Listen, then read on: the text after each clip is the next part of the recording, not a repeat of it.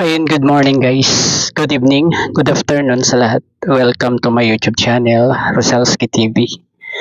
Guys, andito tayo para may pag-usapan po tayo. Guys. Pero bago po ang lahat, pag-suportahan po muna ang ama ng Kalingap, Kuya Val Santos Matubang, at Eda Vlogs at Kalingap Rab. At ganun din yung mga nakapaligid sa kanya, yung mga K-boys, yung mga BSM boys, at ang lahat ng legit na reactor ng Kalingap, guys. Pero ang ating topic ngayon, guys, ay yung hindi sana ako mag-topic ng ganito, guys, pero hindi lang isa, ini-ignore ko yung iba kasi hindi ko kilala itong mga nagme-message sa akin, pero may isang tao na hindi tayo pwedeng umayaw, guys, na reaksyonan itong paninira kay Kalingap Edo. Guys, at ito ay siguro maraming beses na rin nating ipinagtanggol itong si Kalingap Edo, guys, kasi sobrang dami talaga na naninira sa kanya, tulad na lang nitong share post ni Joanna Angeles, guys, at talagang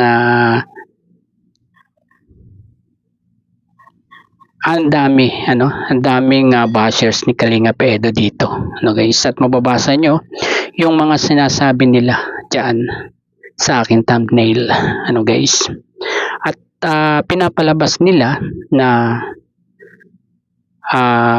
yung mga live ni Kalingap Edo, yung mga palipad ay kung saan-saan lang napupunta, dahil dito sa mga kumakalat, at ito ay talagang hindi natin mapapalampas, guys, dahil sobra na itong paninira nila kay Kalingap Edo. At salamat dito sa isang concern kay Kalingap Edo, ayaw niyang masira talaga ang ating Kalingap Edo. Dahil lang dito sa mga kumakalat na issue na to, na kesyo may isang upload ata itong girl na buhay na buhay daw siya, grabe, buhay na buhay daw siya sa sponsor ng EDSI, guys.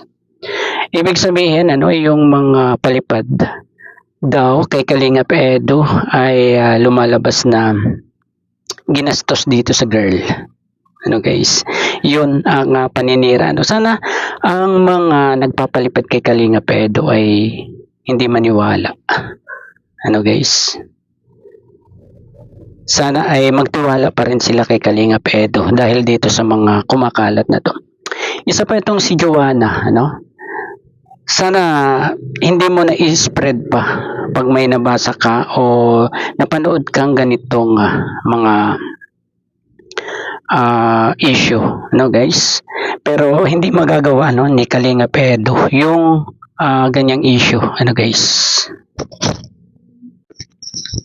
At ang isa pa rito, guys, yung nag-live si Kalingap Edo, may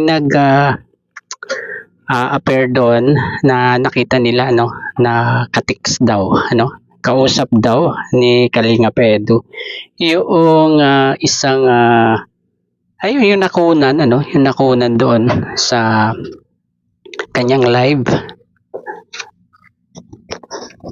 diba?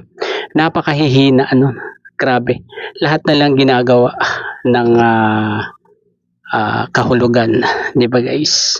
At sinerch natin yung kanyang pangalan, yung mismong pangalan na yun, at lumalabas na hindi po si Mariel yan, guys. Jane yung ibig sabihin noong Korean name na yun, na nakasulat. Doon pa lang, guys, ay talagang sira na sila, 'di ba? Ayan guys, 'di ba? Ah, Jin ang ibig sabihin nung kanyang name doon, 'di ba?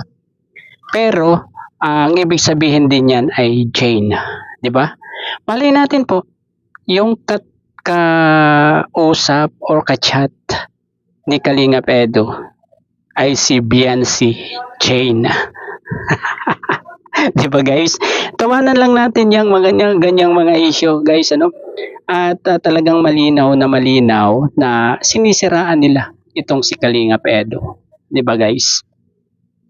Bakit nila inuugnay kay Mariel yung profile name na yon? 'Di ba? Grabe silang magtagni-tagni talaga ng mga kwento na ganyan, ano, yung mga fake news. 'Di ba kaya mga guys, ano, wag kayong maniniwala sa mga ganitong pakulo ng mga bashers ni Kalinga Pedro. Pilit nilang sinisira yung tao, 'di ba guys? At diyan pa lang ay malinaw na talagang mali sila, 'di ba guys?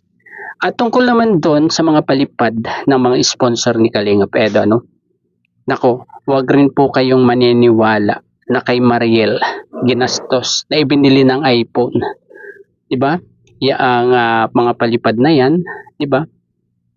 Ay nako, grabe. Grabe na guys itong mga bashers na to, ano? At talagang kilala natin itong si Kalinga Pedro. Huwag tayong maniwala sa mga sinasabi, ano, sa mga sabi-sabi. Wala silang malinaw, ano, wala silang malinaw na resibo o katibayan na talagang si Mariel yung kachat niyang yan. Diba guys? Grabe. Posible nga si Jane yan eh. Si BNC Jane Ilona Batalero yung kachat niyang yan eh. 'Di ba? Sa ibang account lang. 'Di ba guys? Oh, 'di ba? Sinerge natin 'yan, guys. Maging mautak tayo, ano? No? Gawin nating laging positive lang tayo, ano guys? Kapag may nakita tayong ganyan, mag search din tayo, no? Anong ginagawa po ni Google para di natin gawa ng paraan yung mga ganyan, ano? Yung mga fake news, 'di ba? At talagang ay nako, wala na akong at doon sa nag-post diyan, ano, na kung ano. At nako, grabe ka. Grabe ka. Isa kang legit na bashers ni Kalingap Edu. Bakit pilit nyo siyang sinisira? Eh hindi naman siya nakikialam sa buhay nyo, 'di ba? Basta guys, ano, kung mayroon pa kayong problema, ano guys, eh, andyan naman po ang mga reactor, ano, andito ako, ano, para bigyan po natin, ano, ng konting reaction, yung mga ganyang mga lumalabas na issue na talagang sobra, no, below the belt na yung kanilang mga sinasabi kay Kalinga Edu na paninira. 'Di ba guys? Sinisira siya sa mga sponsor, 'di ba? Sinisira siya sa mga viewers, no? Tanga na lang ang maniniwala dito sa mga ganito, ano? Bumabase sila sa nakikita nila sa mga ganyan, sa mga tabi-tabi, 'di ba? Bumabase sila doon sa nahagip lang ng camera doon sa live ni Kalinga Edu ay ginawa na nila, ano? Inuugnay na agad nila sa ibang girl, ano? At napakapangit pa nung pagkakasabi nila kay Kalinga Edu, guys. Babaero daw si Kalinga Edu, no? Hindi talaga nila kilala ang ating Kalinga Edu, guys, 'di ba? Ayun, salamat po ano kay sa isang ano bang matatawag sa kanya, ano? Sa isang concern na nagmamahal kay Kalinga Edu at nag-request sa atin na reaksyonan itong naging post ni Joanna Angeles, ano, naging share post. So guys, ayun, siguro ay wag na lang po tayong maniwala sa mga ganito. Kung solid ka, maging solid ka lang, no? Wag kang maging lutak. Wag kang maniniwala sa kung ano-ano naririnig, nakikita, nababasa, 'di ba guys? May sarili po tayong utak, ano?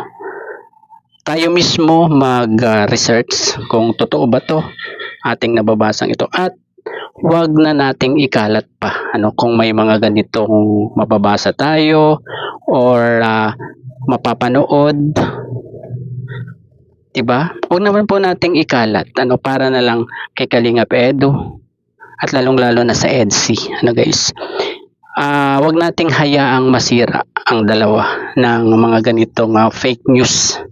Guys, lalong-lalo na si Kalingap Edu, ay talagang grabe na yung pinagsasabi nila kay Kalingap Edu diyan sa comment section sa post ni Joanna Angeles. Ito si Joanna Angeles, hindi ko mawari kung taga-suporta ba talaga ito ng EDSI or buzzers, guys.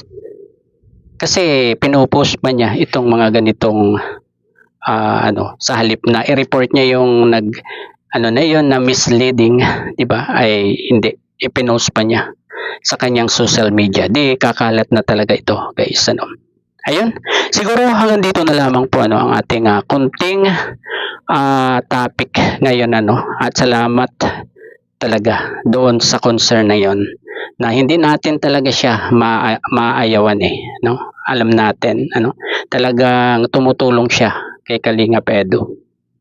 Guys, ayun, hanggang dito na lamang po ang aking konting pagre-reaction dito. Bye bye, good morning po ulit. Peace, tiwala lang guys sa EDSI, EDSI hanggang dulo. Bye bye, peace.